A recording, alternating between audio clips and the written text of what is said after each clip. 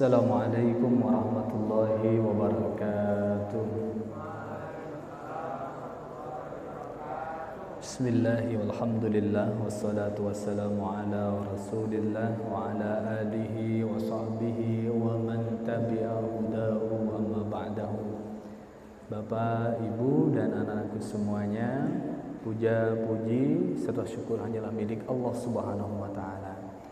Sampai detik ini, saat ini kita masih diberi kesempatan untuk bisa berkumpul di tempat yang mulia ini, melaksanakan salat maghrib berjamaah, kemudian dilanjutkan dengan ta'lim bersama di satu majelis yang dicintai oleh Allah Subhanahu wa Ta'ala, yaitu di masjid.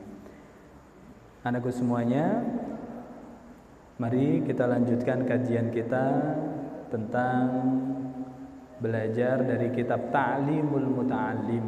Kita pada kesempatan kali ini di pasal yang baru. Nanti saya akan bacakan, kemudian nanti penjelasannya di akhir. Dinikmati dulu ya. Bismillahirrahmanirrahim. Qala al-musannifu rahimahullahu ta'ala fid daraini amin ya rabbal alamin. Faslun fin niyyati fi halit ta'allumi. Kita sampai pada sebuah pasal tentang an-niyah. Niat fi halit ta'allumi, dalam kondisi ketika kita belajar.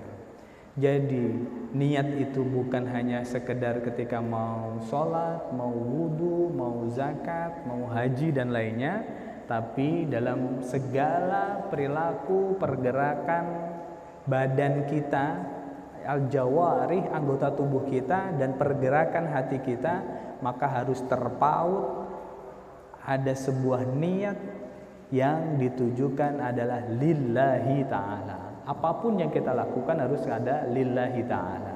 Bagaimana kita menjalani at-ta'allum, belajar supaya lillahi ta'ala? Nah, kita lanjutkan. Tsumma la budda minan niyyah. Kalau dalam belajar la budda, maka paling tidak itu harus minan niyati, dari niat, harus ada niatnya. Kapan? Fi zamani ta'allumil ilmi, ketika menuntut ilmu, ketika kondisi mencari ilmu itu. Idin niyat, karena niat itu adalah hiya, sesungguhnya niat itu al-aslu, pokoknya, fi jami'il ahwal, dalam seluruh aktivitas kita. Kenapa? Liqaulihi alaihi salatu wassalam, Rasul sallallahu alaihi wasallam dalam sabdanya innamal a'malu binniyati, sesungguhnya amalan-amalan, perbuatan-perbuatan, lintasan hati, lintasan pikiran, apa yang dalam pergerakan organ tubuh kita, maka harus ada niatnya. Haditsun sahih. Satu hadis. Yang kedua, an Rasulillahi sallallahu alaihi wasallam.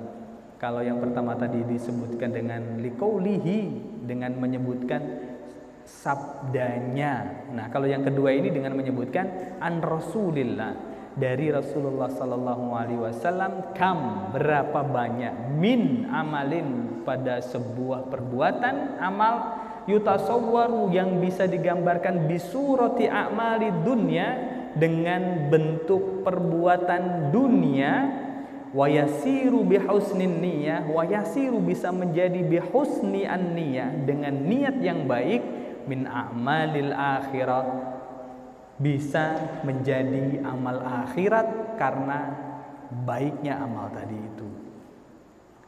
Summa yasiru min a'malid dunya, kemudian yasiru bisa juga tadi itu menjadi min a'malid dunya, dari perbuatan dunia, bisu'in niyah, su'ul khotimah, akhir yang jelek. Asu adalah jelek, bisu'in niyah, dengan jeleknya niat itu, maka menjadi yasiru a'malad dunya, akan menjadi amal dunia belaka. Yang jadi pertanyaan, kita akan urai dulu. Di sini disebutkan ada al-akhirah, di sini juga disebut dengan ad-dunya. Akhirah Sudah jelas dari katanya adalah akhirat. Akhir berarti di penghujung nanti. Dunia itu dari kata-kata dana yadnu, artinya dekat. Kalau saya bilang pada kuncoro, ya kuncoro udnu, mendekat sini, taqarrab, mendekatlah. Maka dana, ketika sesuatu yang dekat tadi itu, maka ad-dunya itu adalah sebenarnya yang sekarang kita ini, yang kita lakukan pada tempat ini. Kalau ada akhirat dan dunia itu istilah sebuah persinggahan, ada nama tempat, maka dunia adalah yang terdekat dengan kita. Apa ini? Yang sekarang ini. Maka akhirat nanti akan ada penghujungnya. Maka disebutnya dengan ad-dunya itu dengan fanaun, fana, fasadun, rusak. Nanti akan menjadi fana. Maka dunia fana, dunia yang sifatnya rusak. Tapi akhirat, namanya akhir ini nanti al-baqiyah, al-baqa. Ada al-baqa itu adalah kekal. Al-akhirah adalah tujuannya yang kekal nanti. Maka akan ada dua istilah. Yang pertama dunia, alam persinggahan kita ini yang sementara fasadun fanaun, rusak. Tidak selamanya kita di dunia ini, tapi nanti adalah al-akhirah yang al-baqiyah, al-baqa yang nanti akan sifatnya abadi. Alam akhirat. Dana yadnu, dekat. Maka ad-dani fa'ilun itu kata sifat yang artinya adalah karena saking rendahnya, dia lawan dari yang tinggi, saking dekatnya dengan yang bawah ini, maka sesuatu yang paling bawah itu identik dengan kehinaan. Maka dani'un, lawannya adalah rafi'un, yang tinggi. Maka rafi'un itu adalah akhirat. Dani'un itu adalah ad-dunya, dari kata-kata dana. Maka bentuk apapun yang sifatnya untuk hanya perlengkapan hidup di dunia saja tanpa dia angkat, dimi'rajkan ke atas, maka dia sifatnya adalah dunia. Difahami ya, dunia. Semua yang sifatnya di bawah dan dekat dengan kita dan tidak pernah dia naik.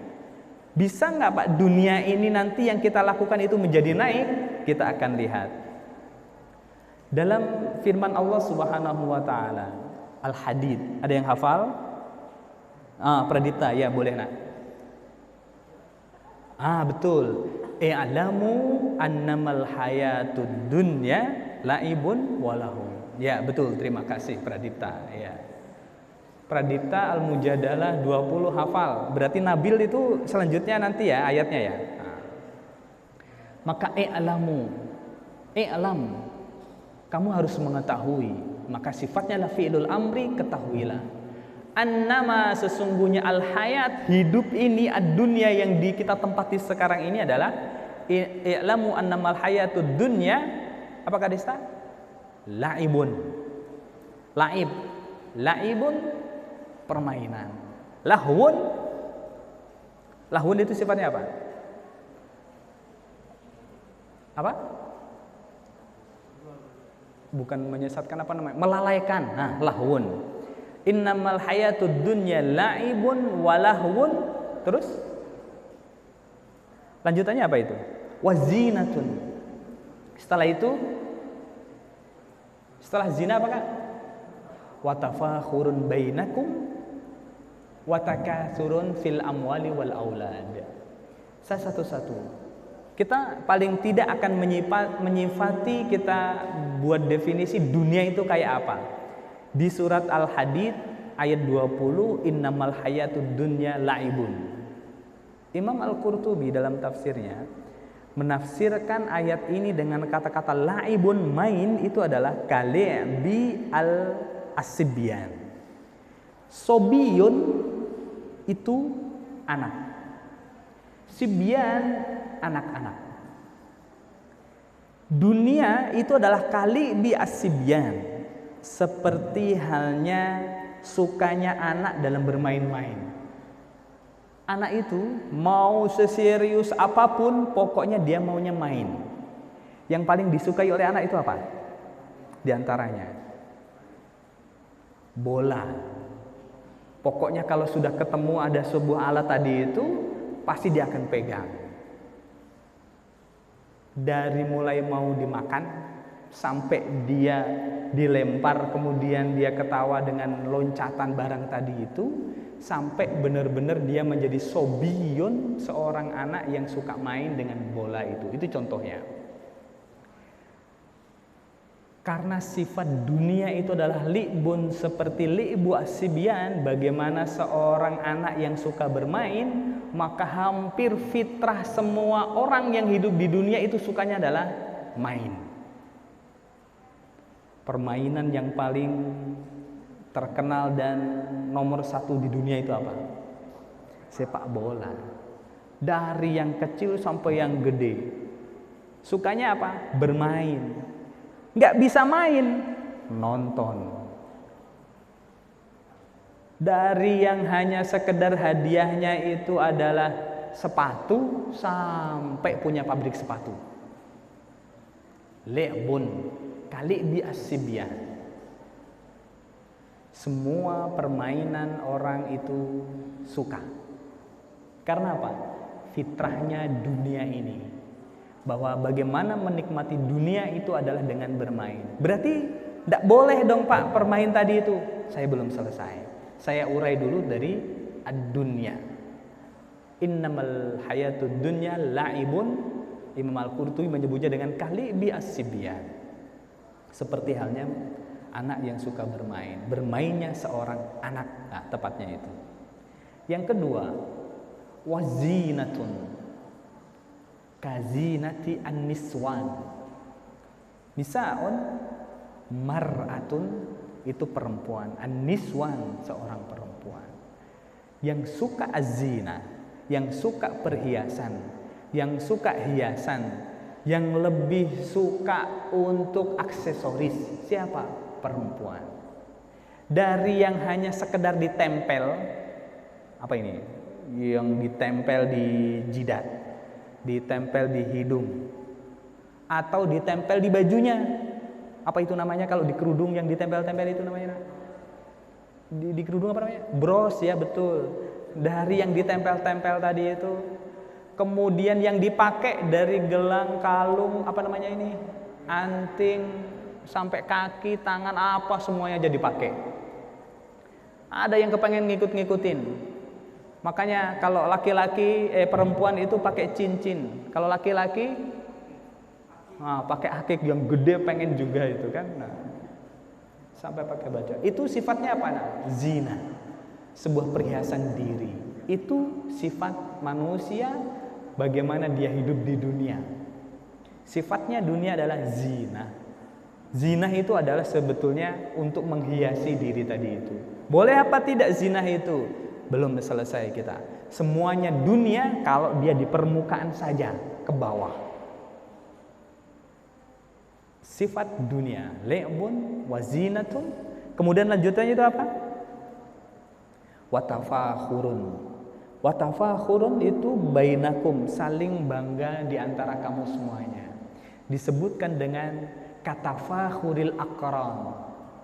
Qarin, al-aqran. Seperti bangga dalam sisi keturunannya, nasabnya. Terkadang orang itu bangga. Saya dari mulai yang disebut itu nasab keluarganya, nasab kotanya, nasab bentuk daerahnya, semua bangga dengan itu semuanya. Itulah dunia. Belum pede dengan dirinya sendiri untuk sebetulnya dia itu siapa. Tapi watafakhurum bainakum, saling membanggakan, bukan hanya untuk dirinya, untuk kesombongannya, yang kehebatan dia sendiri saja, bahkan lewat dari itu. Apa? Katafakhuril aqran, berbangga dari sisi keturunan nasabnya. Jangan macam-macam, bapak saya itu jenderal, bintang saya berapa? Bintang 7, saking pusingnya, ya kan? Orang bintang 4 nyarinya susah-susah, dia bintang 7. Bintang 5 itu, bintang 5 apa namanya nanti? Pak Presiden itu bintang berapa? Jenderal besar kan bintang 5. Bintang 7 pusing, enggak dapat. Itu kata fakhuri al-aqran. Kamu jangan macam-macam, saya dari timur. Lah emang kenapa kalau dari timur? Emang kamu siapa?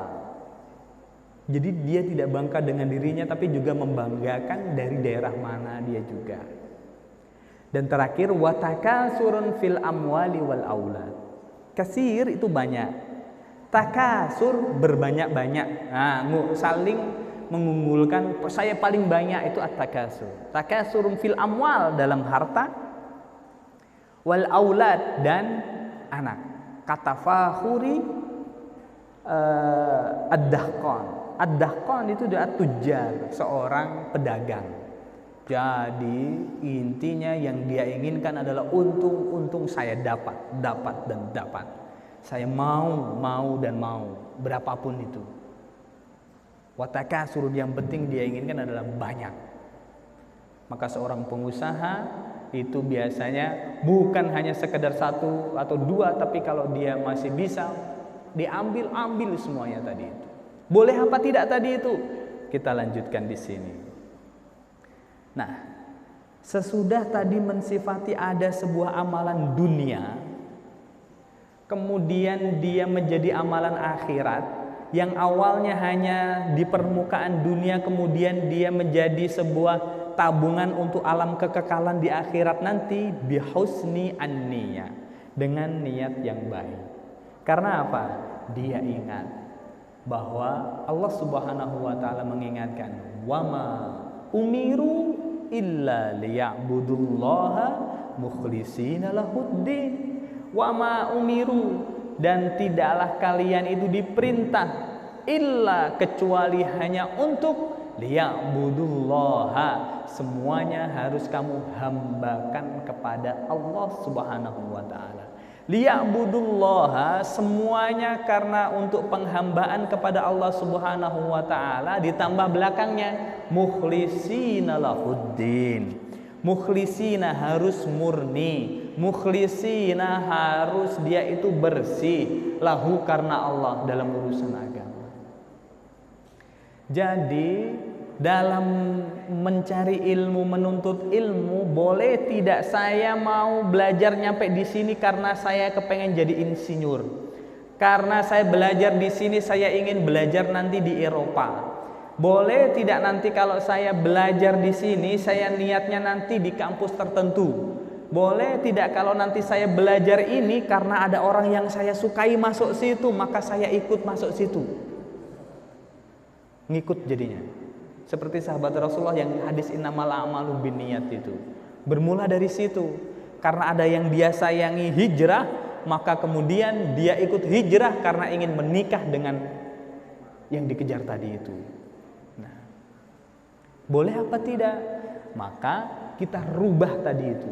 Kalau tadi sudah ada niatan yang dari rumah tadi yang Bapak sebutkan atau belum disebutkan tadi itu, maka harus diiringi semuanya adalah yang pertama.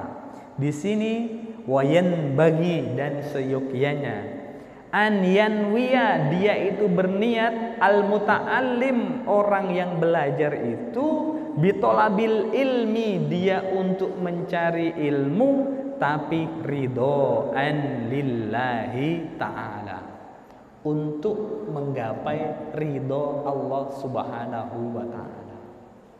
Pertama, jadi mau jadi apapun tadi itu, seorang pemain bola, seorang yang ingin jadi pengusaha, dalam artian semuanya sifatnya adalah azina, hiasan, atau watakasurun, dia banyak-banyakan dalam harta. Kemudian ada tafakhurun, dia bangga, tapi semuanya tadi itu untuk ridha Allah Subhanahu wa taala. Bagaimana caranya, Pak? Kalau kamu sukanya tadi itu main atlet misalnya atau yang sejenisnya, maka paling tidak untuk menunjukkan bahwa orang Islam itu, orang yang beragama Islam, orang mukmin itu tidak hanya sekedar yang biasa-biasa saja. Orang mukmin itu harus berprestasi. Orang mukmin itu dia harus kuat, lebih kuat daripada yang lainnya. Untuk apa? Orang lain tahu bahwa Islam itu adalah ya'lu, dia itu tinggi. Wala yu'la alaih, tidak ada yang lebih tinggi. Karena apa? Bukan hanya sekedar untuk kehidupan di dunia ini, dia sadar bahwa nanti itu ada akhirnya yang disebut dengan al-baqa, alam keabadian. Maka dalam melakukan sesuatu paling tidak semoga saya diridhoi Allah Subhanahu wa taala, supaya Islam dalam hal ini itu juga bangga untuk syiar bahwa Islam pemeluknya adalah orang-orang yang baik, orang yang berprestasi, yang nanti akan diikuti oleh yang lainnya. Ridhoan lillahi taala, untuk gapai ridho Allah Subhanahu wa taala. Begitu juga ketika dalam hal dunia, rumah bagus boleh apa tidak? Harus. Jangan sampai nanti Islam itu orangnya rumahnya biasa saja. Oh, ada angin sedikit saja sudah goyang misalnya. Nah. Yang pertama adalah ridhoan lillahi ta'ala wad darul akhirah, untuk alam akhirat nanti. Yang kedua adalah izalatul jahli an nafsihi. Yang kedua ada sebuah niatan azala yuzilu izalah, menghilangkan. Zala hilang, azala menghilangkan. Maka azalatu al-jahli untuk menghilangkan kebodohan, an-nafsihi untuk dirinya sendiri. Dan kemudian dilanjutkan dengan wa ansairil juhali, dan seluruh orang yang bodoh. Maksudnya apa? Bukan hanya untuk dirinya sendiri, tapi juga diajarkan kepada orang lain. Dengan cara apa? Saling menasihati. Kan dia tidak jadi guru, tidak jadi dosen. Dalam obrolan tadi itu paling tidak ada sebuah ilmu di sana yang dibagi dengan kawan-kawannya. Di asrama lagi ngobrol, ada sesuatu yang tidak nyaman dilihat, tidak sesuai dengan aturannya, mengingatkan. Nah, itu berarti izalatul jahli an ghairihi, supaya yang lain juga mengerti, supaya tahu. Ada satu yang pintar kemudian yang lainnya tidak tahu, ya sudah. Tutor sebaya. Kemudian untuk menghilangkan kebodohan yang lain, ya sudah saya ajarkan. Nah, seperti itu. Niat kedua. Yang ketiga, wa ihya'u ad-din, untuk menghidupkan agama, wa ibqa'u al-islam, untuk bisa melanggengkan Islam di atas dunia ini. Paling tidak ada niatan itu untuk menjadikan yang kita lakukan di dunia ini menggapai ridha Allah dan ada nilainya di hadapan Allah untuk darul akhirah, untuk alam keabadian nanti. Yang ketiga, yang keempat lanjutannya adalah wayanwi bihi, dan dia niat dalam mencari ilmu tadi itu adalah asyukru ala ni'matil akli. Paling tidak dia dari rasa terima kasih, bersyukur kepada Allah ala nikmatil akli, atas nikmat akal yang sudah diberikan. Alhamdulillah, sekali ucap bisa, sekali diterangkan mengerti, sekali dia baca maka dia faham. Walaupun terkadang ada yang sampai 10 kali diulang baru mengerti, tapi alhamdulillah bisa mengerti.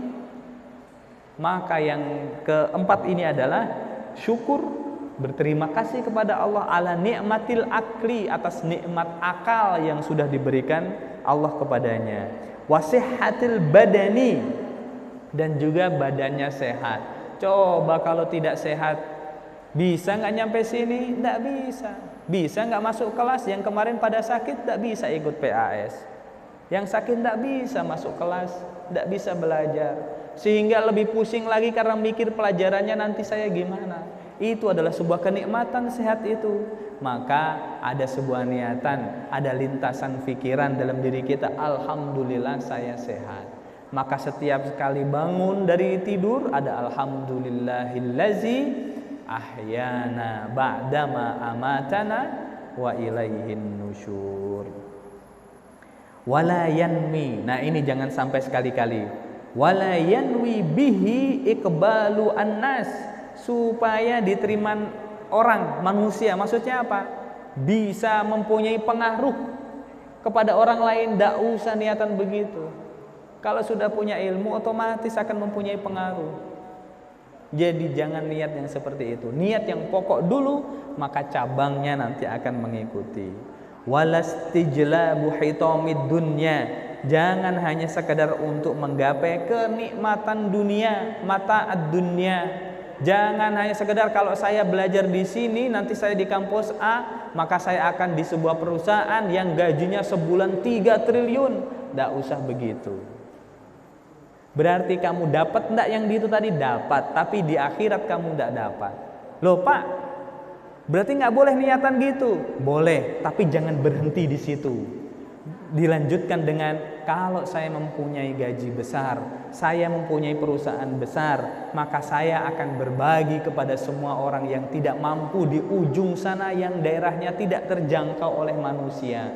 Maka nanti akan saya bantu di sana. Berarti itu tadi dunia, tapi dilarikan ridhoan lillahi ta'ala, untuk menggapai ridho Allah subhanahu wa ta'ala.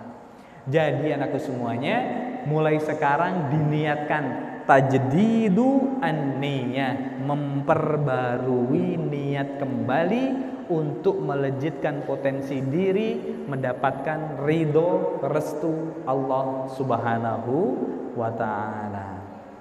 Jadi apa yang Bapak sampaikan tadi itu, apapun yang kita lakukan yang sementara atau kemarin itu adalah seolah-olah hanya sekedar sifatnya dunia, maka sekarang rubah, jadid, perbaharui an-niyah tadi itu dengan cara apa?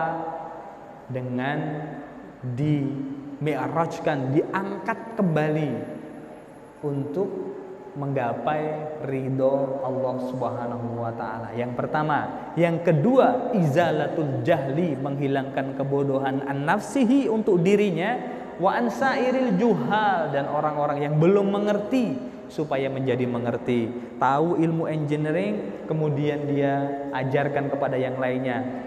Kalau tidak bisa diajarkan, dipraktekkan dalam kehidupan keseharian di masyarakat. Kemudian jangan lupa asyukru, kita berterima kasih kepada Allah subhanahu wa ta'ala ala ni'matil akli, yang sudah memberikan akal yang sehat, akal yang salim, akal yang selamat dari semua kebodohan, akal yang selamat dari semua penyakit yang merusak. Dan juga sihhatu al-badan, sehatnya badan ini sehingga menjalankan perintah Allah menjadi mudah, sehingga menjalani menuntut ilmu ini menjadi gampang dan tergapai apa yang menjadi harapan dan cita-citanya. Ini yang bisa Bapak sampaikan. Berapa menit lagi? 15, masih lama. Maka Bapak lanjutkan kembali dikit lagi. Rasulullah Sallallahu Alaihi Wasallam itu jangan jadi hanya sekedar yang disampaikan Rasulullah, ma asallaha karimun, ma asallaha karimun. Orang yang tidak bermaksiat kepada Allah dengan selalu menjalankan perintah itu mulia. Tapi ada lanjutannya, wala asara ad-dunya, itu adalah hakimun. Dia tidak lebih mementingkan urusan dunia, tapi semuanya diniatkan adalah untuk lillahi ta'ala, maka dia satu tingkat di atas dari sekedar karimun yang mulia, tapi dia hakimun, orang yang bijak. Maka ada anak, ada remaja, ada yang namanya orang dewasa, kemudian yang disebut dengan bijak dalam berpikir, maka tidak memikirkan dirinya sendiri, tapi memikirkan orang di sekitarnya juga.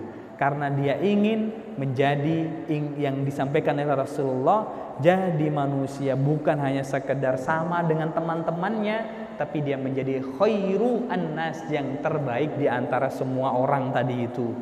Karena apa?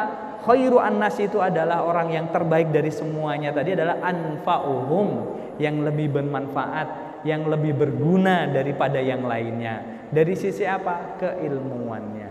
Apa yang menjadi perilakunya dalam kehidupan sehari-hari sungguh dinantikan dalam kehidupan keseharian. Ini yang bisa Bapak sampaikan, semoga bermanfaat buat Bapak pribadi dan juga anak-anakku semuanya untuk selalu tajdidu an-niyah, memperbarui niat dalam segala sesuatu perilaku. Kalau seandainya malayamilu al-mail, dia itu condong ke kanan atau ke kiri tidak lurus, maka dibalikkan kembali. Ingat bahwa yang kita lakukan adalah untuk pengabdian kepada Allah, yaitu untuk ibadah. Pengabdian itu adalah ibadah dalam bahasa Arab, untuk ibadah kepada Allah Subhanahu wa ta'ala. Kita akhiri dengan membaca salawat. Salawatnya gimana? Maulaya salli wa sallim daiman abada ala habibika khairin khalqi kullihim huwal habibul ladzi turja syafa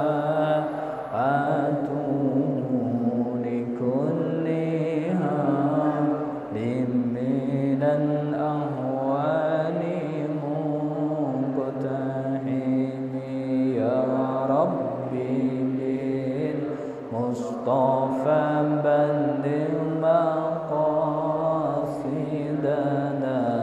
waghfir lana ma madha ya wasi'an karami. Subhana rabbil izzati amma yasifun wa salamun alal mursalin walhamdulillahi rabbil alamin. Wassalamualaikum warahmatullahi wabarakatuh.